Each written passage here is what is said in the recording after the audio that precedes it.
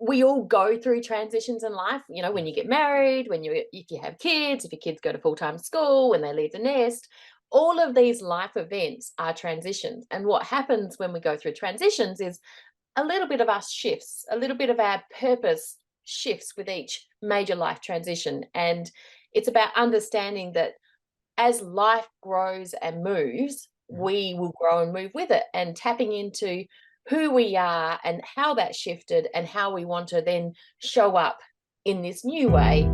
Welcome to the Audacious Living Podcast, hosted by my man, Audley Stevenson, the Odd Man.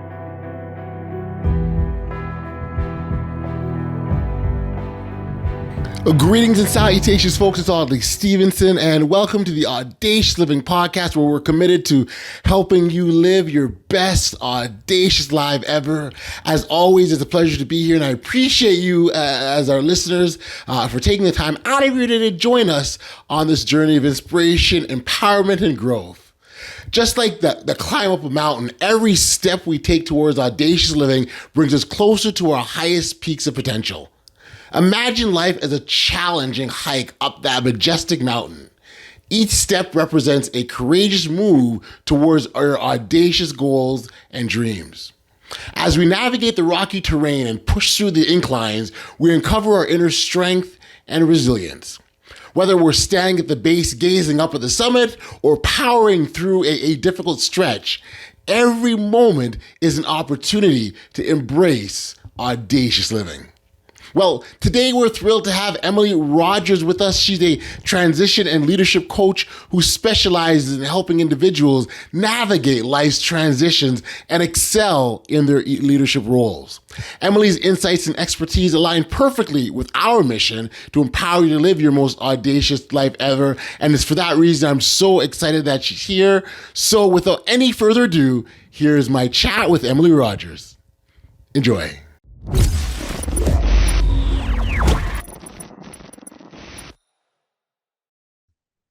Hey, Emily, thank you for being here and joining me here on the Audacious Living Podcast. It's such a pleasure, all the way from New Zealand. Thank you. Thank you, Audley. It's so cool to really be here. It's awesome to meet you. It's awesome as well, and thank you again. And as I was saying, before we press record, how I feel so blessed and fortunate to engage in the really powerful conversations with outstanding individuals like yourself that really want to make a difference in the world and help people get to better places, elevate themselves. So it's great to have this conversation with you. A big part of your work is helping people through transitions, and change is a common piece of our lives that will always be there, regardless whether we want it to or not. It is coming, and we've got to respond when it arrives. And so maybe as a starting point, I can get you to expand a bit further on the work what you do and how you help others. Yeah, absolutely. Thank you, Audley. I'm a transition and leadership coach. So my work as a coach is born out of my own transition, and I can delve into that in a minute. But, we all go through transitions in life, when you get married, if you have kids, if your kids go to full-time school, when they leave the nest, all of these life events are transitions. And what happens when we go through transitions is a little bit of us shifts, a little bit of our purpose shifts with each major life transition. And it's about understanding that as life grows and moves, we will grow and move with it, and tapping into who we are and how that shifted and how we want to then show up in this new way with this new space that we're in. And so that's where I support my clients through those various transitions. Some of it is physical moves, which was my experience moving countries. Okay. But some of it is just life transitions and understanding it is normal. We go through all sorts of emotions when it happens, and it's okay. Yeah. It's funny when you talk about emotions. I think sometimes it's the emotions that are attached to those transitions and changes often is probably the most difficult part of it.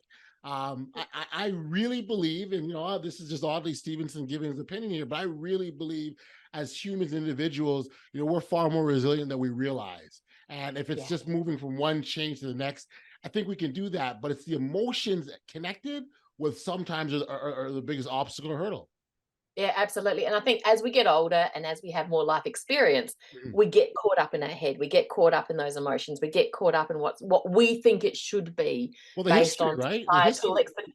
yeah, We have all this expectations. history now of all these things we've gone through, right? So we're like, yeah, I get it. Yeah. I mean, we've moved countries every 2 years, and our girls were born overseas, and they've been through all those transitions with us. They just go with it. They just roll with it. We have a conversation about it, and they're all good, and they're on to the next bit. Let's go. But us, we get older, we get caught in our heads, and we overanalyze and overthink it and wait for things to be perfect. And it's life. Just keeps rolling. It keeps moving. Yeah, no, very, very, very, very good point. When you talk about the innocence of children and the fact that they just, yeah, they don't sweat the small stuff like we seem to. Not at And all. and Yeah. so it's really Yeah. so there's a lot of lessons that we can take from our children. You sort of talked about your own transition. I'm curious, what got you to this place that you're at? So I'm Australian, and I was living in New Zealand, and I met my now husband. And 2 weeks after we got married, he was told he was moving into Asia, to Hong Kong. And so we've been on this. He's a hotelier, so we've moved every 2 years for the past 12 years around Asia. So Hong Kong, Mumbai, Delhi, Chongqing, which is the biggest city in the world that nobody's ever heard of, way out west in China, Okay. and Taipei in Taiwan, and actually, fortunately, Auckland, New Zealand, just before the pandemic started. So we've moved around a lot, and I had a career in human resources, and I was quite senior in human resources, and I loved what I was doing. But in a lot of those countries, it's very hard to actually work in the traditional sense because of language barriers and because of Yes. legal barriers. And so I had to rethink myself and what I wanted to do. So I had been volunteering, and I led networking organizations and worked with NGOs. And I used my expertise to better other organizations as a volunteer. But you get to a point where that's wonderful and it is important work, Right. but you also need something for yourself. And so my business, a coaching business, was born out of necessity of having to have something for myself and having to do something that was important to me. And I'm not discrediting the volunteer work I did by any means, but Sure. there's only so much you can give without actually Getting back. getting Right. something back. Right. Right. I get it. I get it. I get Yeah, it. yeah. So I wonder if you could. I'm really curious to sort of the emotions that you were feeling at this time, considering again you having your career and being established, and all of a sudden having to walk away from it. Yeah. And it coincided with the birth of our first daughter. So Hong Kong, I could work easily as a dependent. It's not a problem. Going into India is where it first became a problem. And 6 weeks after we landed, I had our first daughter, and never been to the country, didn't know anyone, but it's all good to show up and have a baby because they do it all the time. Um, so that was good. True. But I got involved in volunteering. So I met people and I did different things. So I was okay with that path. In Delhi, same, landed 4 weeks later. I had my second daughter, and then again got involved and met people, and I was okay because my kids were young, and that's fine. And then Chongqing, they were in school, so I volunteered in the school and led the parent organization and school board in Taiwan. But it actually starts showing up. So if you're not tuning into these transitions, it starts showing up in how you treat yourself and how you treat the people you love. Hmm. And I became one of those mums who yelled at my kids because I was so frustrated internally. And it was only when I actually stopped one evening, literally, my daughter spilt milk and I was a screaming lunatic. And I saw the fear in her face. And I just sat down right then and there on the floor with the girls and said, something's not okay. And I will work out what it is and I will change. But I promise this is not going to happen again. And we sat there and we hugged and cried. I cried. It was a bit of a breaking point, really. Sure. Sure. Sure. But I'd been showing up in ways that weren't true to me. That you know, I wasn't a nice person to be around at home. I was fine when I was out because I was making myself busy. Right. But it's how you treat yourself and the ones you love, and that's where it shows up. So if anyone's listening to this or watching this and they're going, oh, I'm not really happy with the shortness of the temper I've got with my partner, or I'm being a little bit too sarcastic with my partner, or I'm snapping at my kids, and Right. I know I Right. shouldn't, but I really can't help it. Then it's an opportunity to pause and say, actually, something's out of alignment. What is it? And what do I need to be doing differently right now so I can show up the way I want? And it was that moment I went, okay, so what is it? What's wrong with my life? I look happy, to the outside person, I look like I'm okay. So where am I off? Mm-hmm. And that's when I understood it was doing a lot of things for other people, but not doing anything for me. And made the decision at that point to find something that was going to be mine. And my business was the outcome of that. Got you. Those are some very important steps that you took. And I need to shine a light on the realization first and foremost, because without that awareness of something's happening to me, and as a result, it's impacting other people. Without that, you could possibly still be going down this path, and not even, and you may not even recognize you're on this path, right? Yeah, and people do. Don't get me wrong. There are people who live that way, and I'm not saying it's wrong. I'm just saying there's a better way. Mm-hmm, mm-hmm. So, okay. So I'm that individual. I realize that there's something happening. I don't like the way I'm blowing up at my loved ones either. What's my first step?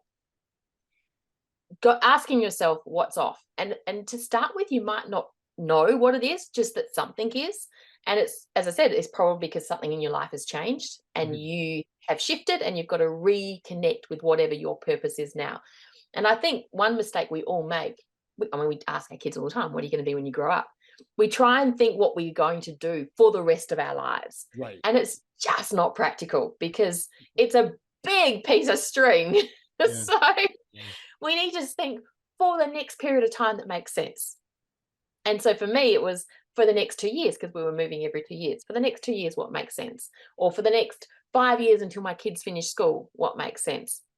And you still might not really know what it is. And the best place to start is to think, well, what are my strengths?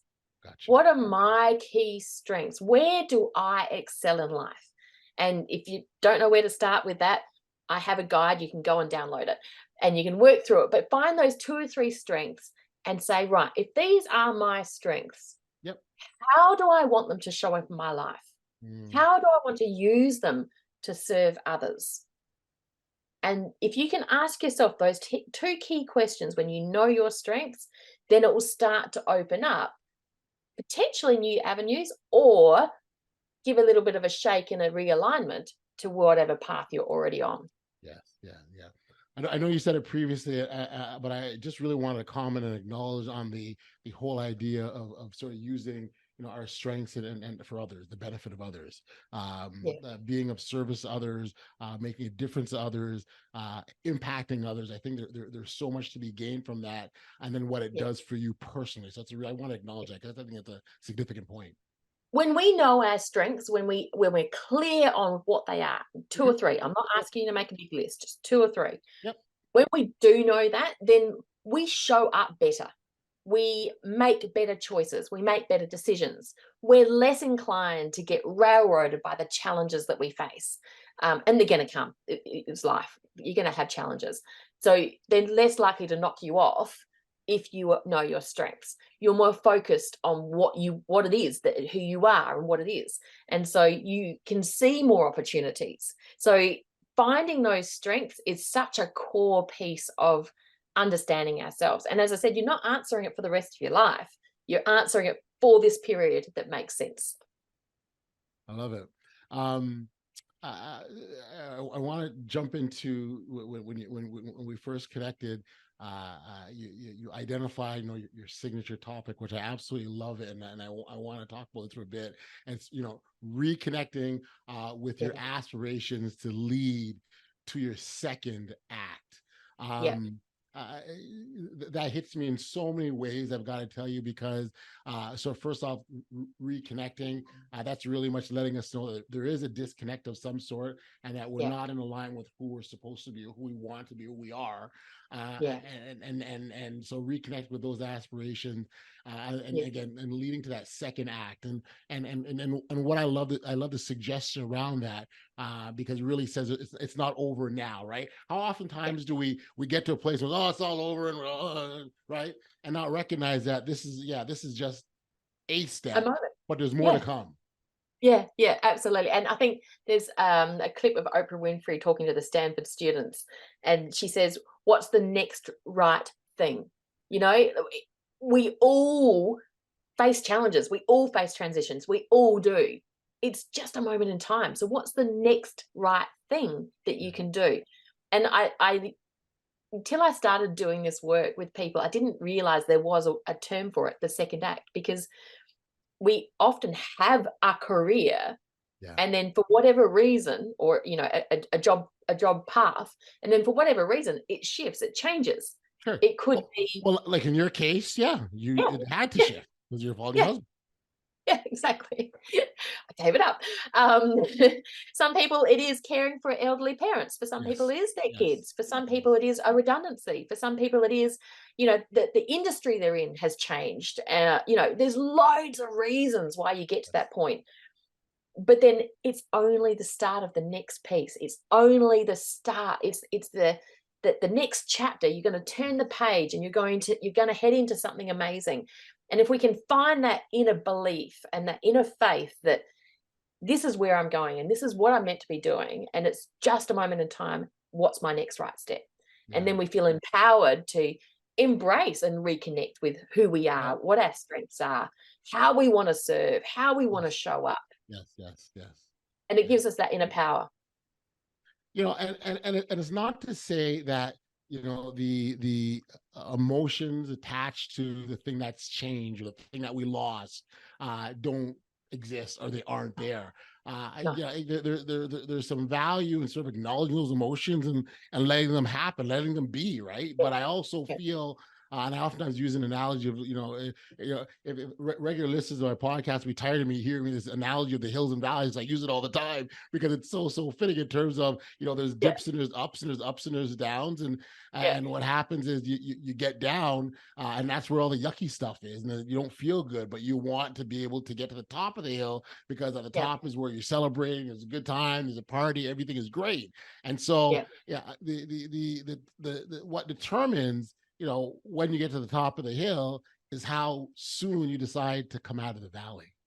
Yeah, basically. But also, you hit the nail on the head. We can't ignore our emotions. They're real. They are happening. Yes.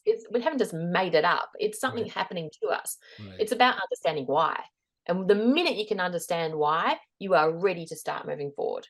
And for me, I was disconnected with what I wanted for myself.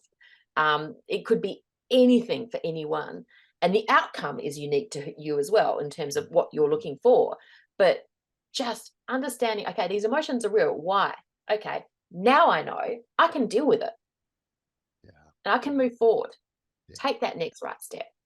Yes. And, think back to, when you're helping your younger kids, there's a story mountain. It has to have the trouble at the start, and then you have the climb up, and it's hard work. And, Yes. but that's how they create stories, and that's how they tell stories. So that's life. That's why we use those frameworks. So know that in yourself. And I guess I tried to say it before, but just to reiterate it, it's normal. It's okay. You've done nothing wrong. This is just a part of life. Yes. Fantastic point. So having said that, change is still difficult for people. And they run into it and they go, they don't want to do it. And, maybe they put their head under the pillow or stick their head in the ground like an ostrich and say, I'm not doing this change thing. But the one, and I'd love to get your thoughts on this, but in terms, I think a really good strategy in dealing with change is looking at the change you've already endured, right? Again, I said earlier that I think we as individuals, we're more resilient than we give ourselves credit for. And I think we go through change, don't acknowledge it, and just accept and almost forget about it. Whereas I think if you can sort of stop and go, well, I remember that time I had to do this and I got through that. I remember I had to do that and I got through that. The obstacle in front of you doesn't seem as insurmountable. Absolutely. And if you think about, it's the perfect time of year to do it. Think back to the past year. What has happened for you? And if you think back just to the past year, I'm sure there are A, things you can celebrate, and B, things, challenges that you faced that you've overcome. And if you can start to get clear on what they are, then your confidence builds with it. And you've hit the nail on the head again. So I'm using lots of slogans today, slang. But, when we can understand, when we can see, when we can, reflect, then we can learn and grow. And so it just, we're coming to the end of the year, we're heading into 2024, look back. What has happened for you? Write it down if you're a journaler, doodle it if you like drawing, walk and think about it while you're outside. Whatever your process is, acknowledge the challenges, celebrate the wins, and start to think about what that next right step is. Gotcha. Yeah. Part of your work is really helping people navigate their career and those career changes. I wonder if you can, so within that context, I wanted you to talk about, what that process looks like for those who are changing careers or have to change careers. Yeah. Do coming back to your strengths is really key. Knowing what your strengths are and how you want them to show up and how you want to serve. If you are at a crossroad and you're going, do I, don't I go for the promotion? Do I, don't I take that project? Do I, don't I, start my side hustle business, whatever it is. Yep. When you're at those crossroads, tune into those strengths, know what they are, and let them guide you. Reconnect with them and let them guide you into this next phase, into this second act. And, if it is changing jobs, talk to your manager, talk to your human resources, talk to them about what you are feeling and what you're experiencing, because it could be, especially in the current climate, that actually there could be opportunities where they actually need to move people because this part, is over or underutilized, and we need to move people over here. And if you express the interest at the right time, it can open doors for you that might not otherwise. If you are thinking about, actually, I'm in this function now and I really like the idea of doing that going forward. Yep. Talking to people, your line manager, your human resources, the hiring manager over there, you never know, there might be a project you can go and do for 6 months to have a go and find out. And so when I talk to people about career transitions, it's not about saying, I don't want that anymore, I want to go do something else. It's about saying, where am I and how can I move within the situation I'm in, and how can I use it to, I guess, create safety at the same time, but also help an organization. If the organization is facing a tough time and you put your hand up and say, hey, I'm really interested in doing something over here, you just might be perfect timing for what they need you to do. Gotcha. Yeah. No, I can see where the significance and importance of identifying your strengths can help with that. Because once you're clear on who and what you're all about and what drives you, what gets you excited, you then know exactly how you can, help someone else. So I wonder if you sort of talk about the sort of that sort of analysis process of identifying strengths. Is it as easy as doing a checklist, or are there other things that you could suggest or recommend individuals do? I do have a free guide, so please, if you want to go and download it. But another way to do it is just to brainstorm.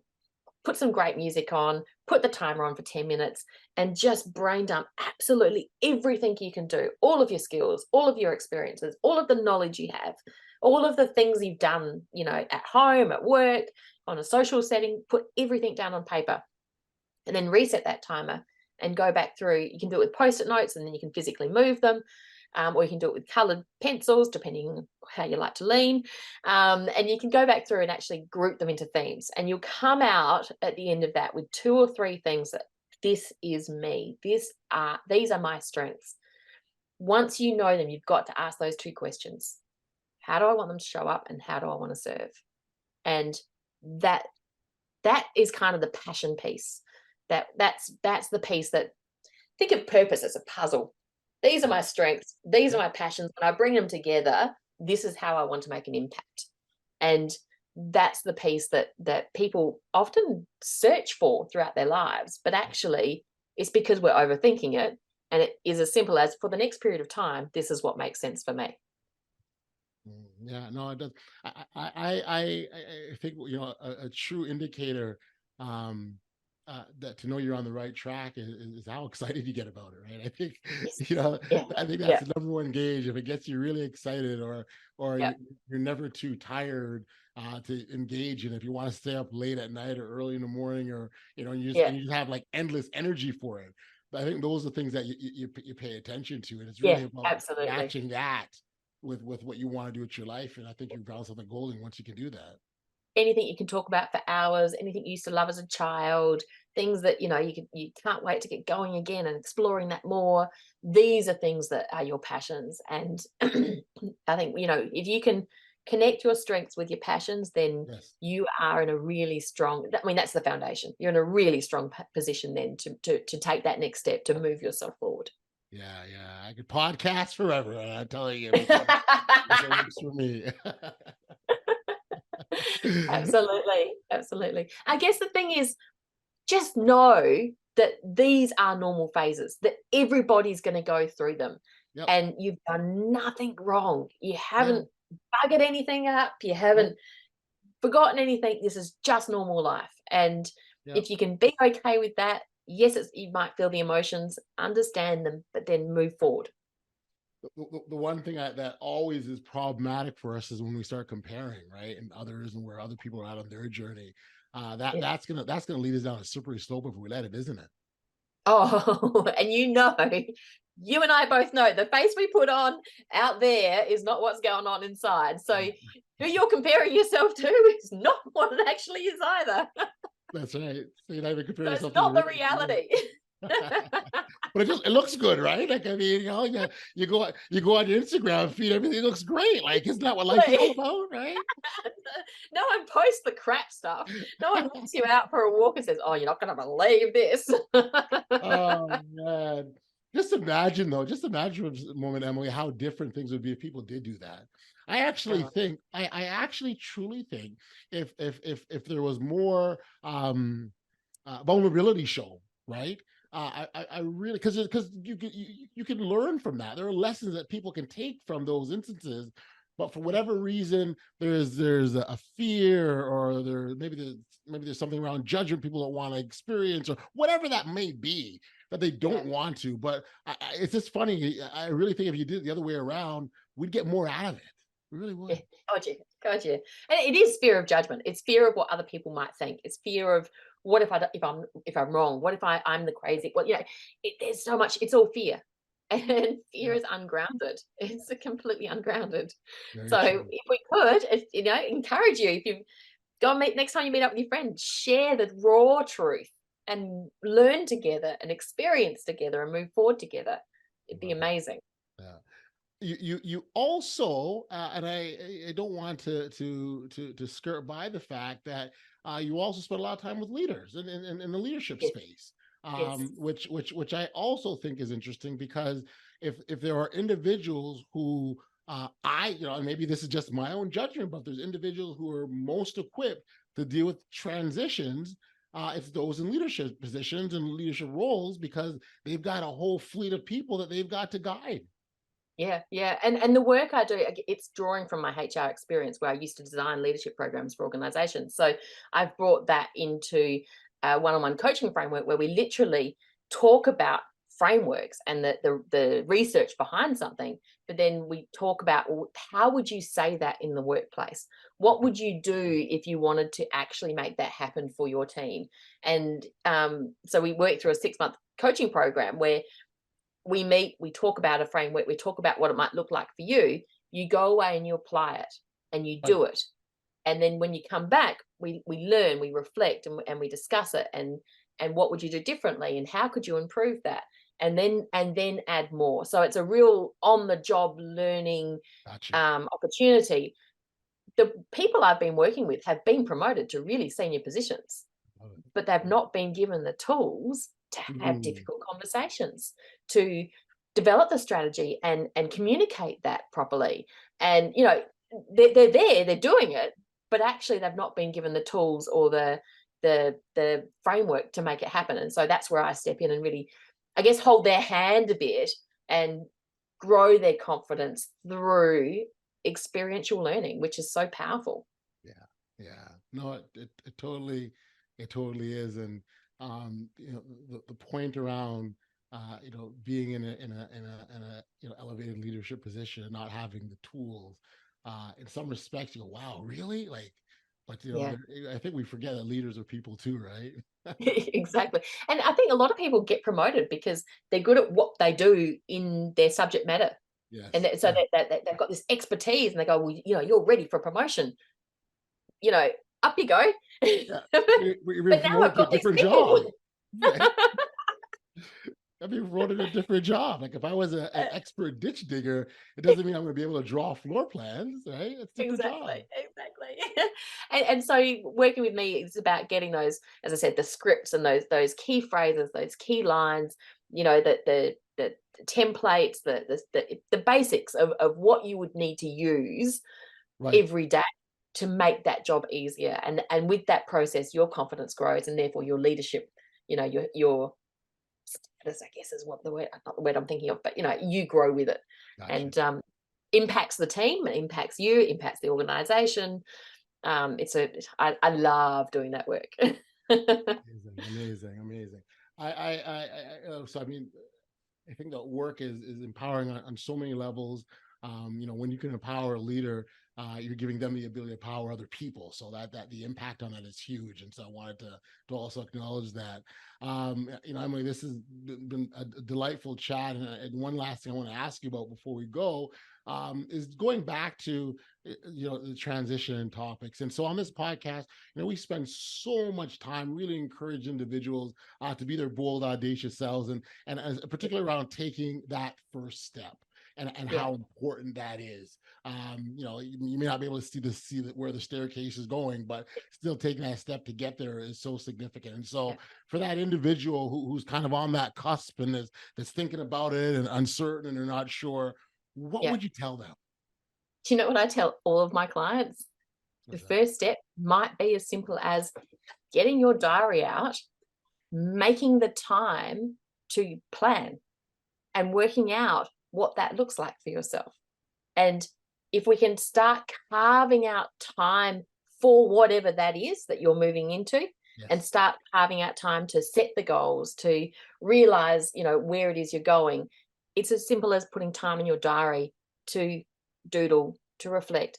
For me, it's to hold the question in my mind and take the dog for a walk out in the sunshine, fresh air, and meditate on it, if you like, ruminate on it while I walk.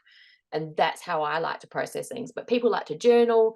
If you like to doodle, create time for that. And then once you've created the time to do your strengths assessment, created the time to ask yourself those two key questions, create the time to then decide, well, what does that look like for me? What does it look? But you've got to carve time out. It's not going to happen magically. You're not going to click your fingers and go, woohoo, got it. You're going to have to create the time, carve out the time to make it happen. And, for some of my clients who are really busy and, big careers, it's actually getting up 15, 20 minutes earlier and having that quiet time before the rest of the family gets up to just think and plan and ask the question. For me, as I said, it's walking. That's where I get my best moments. But I love it. the next right step could be as simple as get your diary out and make some time for yourself. Take action. I think it's a fantastic point to close on, because action is, taking action is the impetus for everything great that happens after that action. And as long as we're able to move past the fears or the concerns, or even if individuals think they may fail, right? Like, okay, so if there's a misstep, you pick up and keep going, right? Like, I mean, that in itself is another transition. Right? Exactly. Yeah. Exactly. But don't let fear stop you. Fear will always get in the way. So just let it go. It's okay. I'm just going to give it a go. It might not be perfect. That's okay. Life is not perfect. It's fine. Just give it a go. Take that first step. Get your diary out. Make time for it. Whatever it is. Start with the strength assessment. When are you going to find that 20 minutes to do the strength assessment? True. Good point. Emily, thank you. This has been awesome. For our listeners who wanted to connect with you or learn more about you, or even check out your podcast, because your podcast as well, the Lead to Lead podcast, is that right? That's the name of it? Yes. So, where we could send them? So the leaptolead.com is my website, and that free strength assessment is on there. I'm on socials, Instagram and Facebook at the Leap to Lead. And my podcast, The Leap to Lead. There's shorty episodes. They're sort of 5 or 6 minutes, but all about life and transitions. Perfect. Perfect. Well, Emily, I thank you for being here, and I appreciate you Thank you, taking the Audley. time. This is awesome time. A lot of fun with you, and all the best. Take care. Thank you, Audley. Thank you so much.